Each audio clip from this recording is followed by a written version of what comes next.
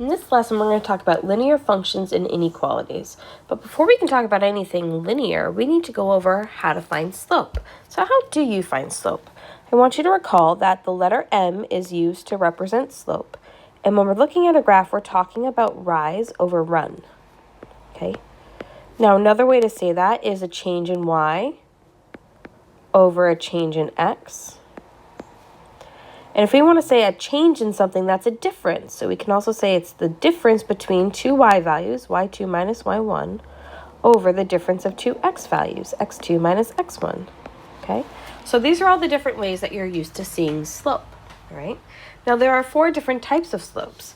This first graph that we see all the way to the left, the line is increasing as we go from left to right. It is rising. This has a positive slope. Okay.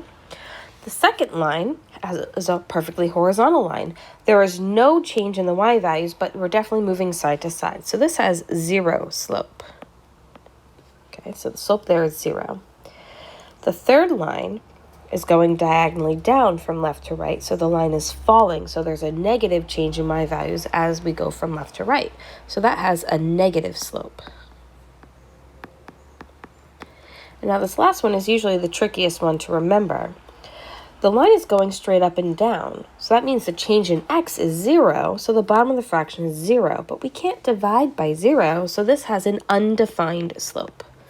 There's no actual number for it, so it has an undefined slope. Okay, so those are our 4 types of slopes. Let's go over the different ways to calculate slopes. Okay, so using the information provided, find the slope. So problem number 1, we're given 2 separate coordinate points. So what I'm going to do, the slope is the change in y over the change in x. Now, it doesn't matter which point is point 1 and which one's point 2, but I'm going to call this point 1, x1, y1.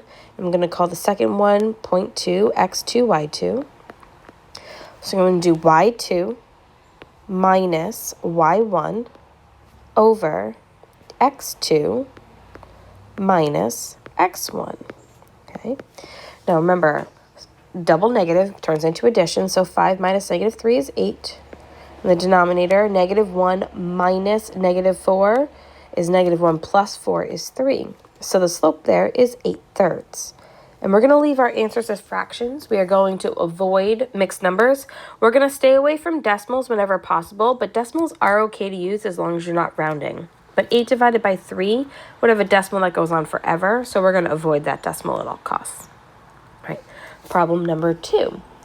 Now this line is perfectly straight up and down, so we should recognize that this has an undefined slope. All right, but let's talk about, again, why that is. What I could do is I can pinpoint 2 coordinate points, any 2 coordinate points I want on this line. Let's go with the bottom one is 2, 0, and the upper one is 2, 2. All right, and if I found the slope between them, that's a lot of 2, so be careful here. All right, it would be the slope is change in y. I'm going to do bottom minus top, 0 minus 2. That's 0 minus this 2, okay, over change in x. Well, the change in x, my x's are 2 and 2. So I did stars on the top, I'm doing boxes on the bottom. So that means my slope is negative 2 divided by 0. But we're not able to divide by 0. And that's where the undefined part comes into play. Undefined means you're trying to divide by 0. But again, if you remember that a vertical line has an undefined slope, you wouldn't have to show any work there. Okay. So now how do we do it from a table? Now a table is not guaranteed to be linear, so we've got to make sure that we have a consistent slope. Okay, so I'm going to think about change in y and change in x. All right, here we go. So going from this point to this point, my change in y values, I went from 18 down to 11. My change is negative 7. Okay, and then my change in x values, I'm going from negative 7 to 0. My change is positive 7. So the slope there is the change in y over change in x, which is negative 1. Okay. Now I need to make sure that that is a consistent rate of change. So now I'm going to go from the second point to the third point. Change in y, I went from 11 down to negative 10. That's down 21. And then going for the x's, I'm going from 0 up to 21. That's a change of positive 21. So that slope is change in y over change in x, which is also negative 1. So that means my slope here is in fact negative 1 because it was consistent. Okay? We have to have consistent rates of change in order for something to be linear. Okay? So if you're given a table, you've got to check every point to point. You've got to check every rate of change, make sure they're consistently the same number to guarantee that it is in fact linear. Okay? So that's finding slope.